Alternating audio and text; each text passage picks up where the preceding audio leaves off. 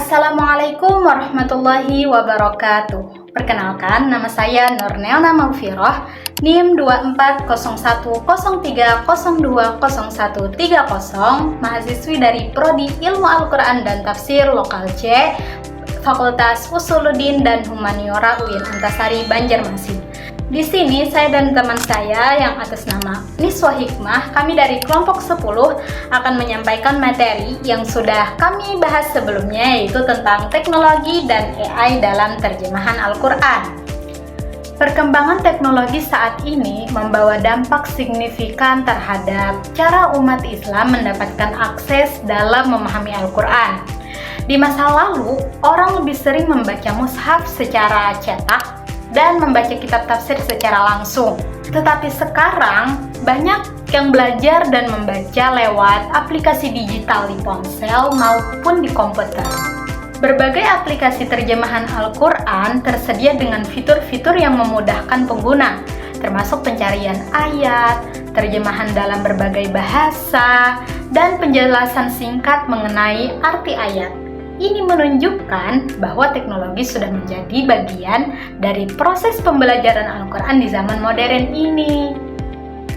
Nah, dalam hal ini kami mengambil dua contoh aplikasi Al-Quran yang akan kami jelaskan, yaitu yang pertama adalah Muslim Pro.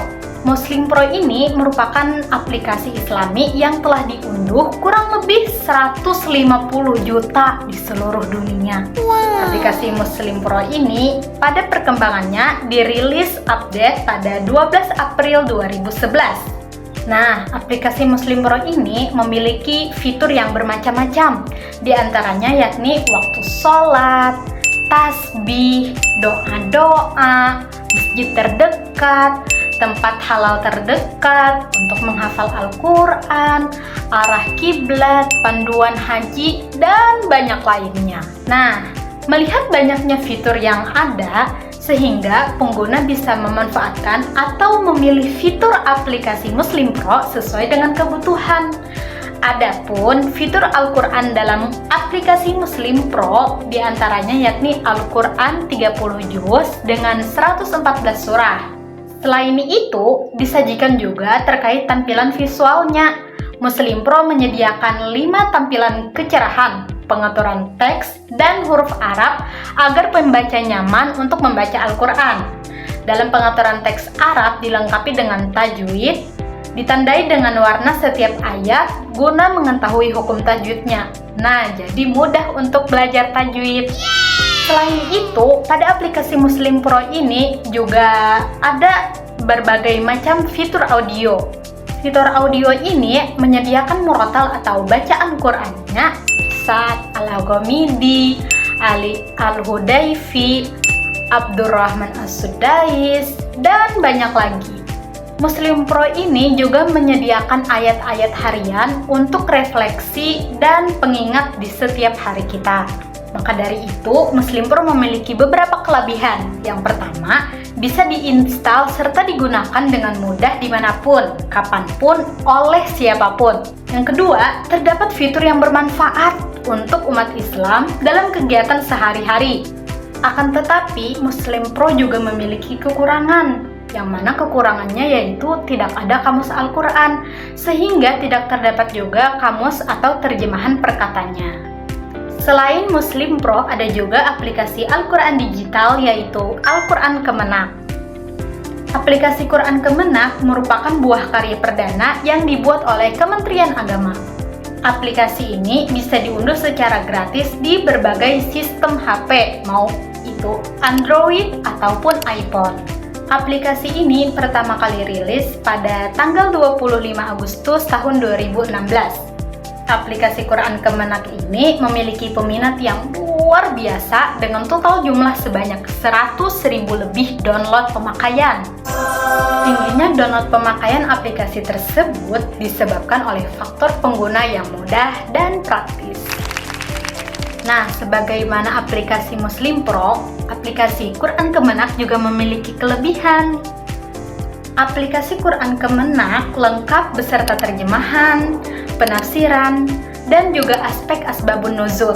Selain itu, di dalamnya juga terdapat murotal yang dapat dipelajari tuntunan cara baca yang baik, benar, dan bernilai estetis. Nah, adapun kekurangan aplikasi Quran Kemenak, tafsirnya aplikasi Quran Kemenak tidak mencantumkan kutipan pengambilan referensi, baik secara rinci maupun secara global. Adapun kekurangan yang kedua, aplikasi Quran Kemenak tidak terdapat ilmu tajwid yang utuh, hanya dilengkapi dengan murotal saja.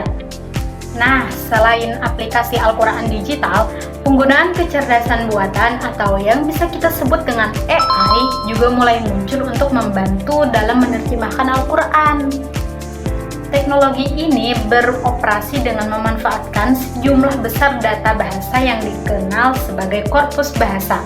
Nah, apa sih itu korpus bahasa? Yuk kita simak penjelasan teman saya selanjutnya. Pengertian korpus bahasa. Korpus bahasa merupakan kumpulan penggunaan bahasa yang dihimpun dari berbagai sumber dan media.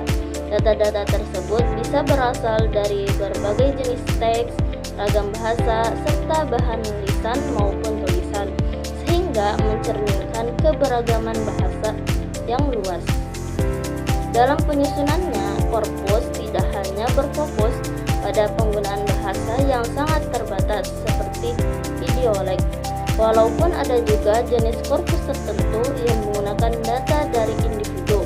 Data-data bahasa itu kemudian disusun secara sistematis dan biasanya disimpan dalam bentuk digital sehingga dapat diakses melalui komputer. Dengan adanya korpus, para ahli bahasa dapat meneliti dan mengetahui frekuensi penggunaan kata atau bentuk bahasa tertentu berdasarkan data yang besar.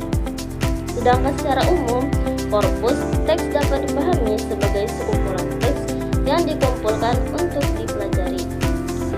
Selanjutnya, etika AI dalam terjemah Al-Quran. Perkembangan teknologi kecerdasan buatan atau AI, khususnya generatif AI, telah membawa perubahan signifikan dalam berbagai bidang, termasuk keilmuan Islam dan penerjemahan Al-Quran.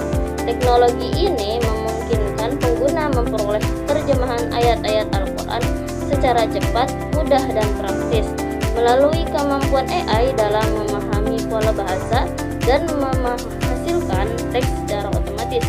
Meskipun demikian, penggunaan AI dalam penerjemahan masih memiliki berbagai keterbatasan, terutama dalam memahami konteks, nuansa makna, dan kedalaman bahasa yang terkandung dalam ayat-ayat Al-Quran. Keterbatasan tersebut dapat menyebabkan terjemahan yang kaku, kurang akurat, atau bahkan menimbulkan kesalahpahaman.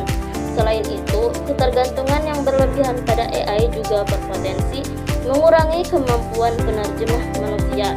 Sementara aspek privasi atau keamanan data juga menjadi tantangan yang perlu diperhatikan. Oleh karena itu, pemanfaatan AI dalam penerjemahan Al-Quran harus dilakukan secara bijaksana dan tetap melibatkan peran manusia. Penerjemahan Al-Quran juga harus berlandaskan etika yang menekankan ketelitian, kejujuran, dan tanggung jawab dalam menyampaikan makna ayat. Penerjemah perlu memiliki padanan kata yang paling sesuai dengan makna aslinya tanpa menambah atau mengurangi isi ayat, serta menjaga penggunaan bahasa yang jelas dan mudah dipahami. Dengan demikian, AI dapat menjadi alat bantu yang bermanfaat, tetapi tidak dapat menggantikan sepenuhnya peran manusia dalam memastikan kualitas dan ketepatan terjemahan Al-Quran.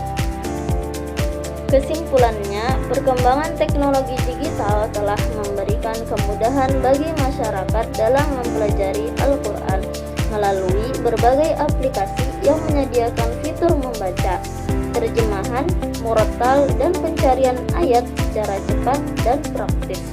Kemajuan teknologi ini juga didukung oleh pemanfaatan korpus bahasa, yaitu kumpulan data bahasa yang disusun secara sistematis untuk membantu memahami penggunaan bahasa berdasarkan data yang luas dan nyata. Selain itu, kecerdasan buatan atau AI semakin banyak digunakan untuk membantu proses penerjemahan termasuk penerjemahan ayat-ayat Al-Quran.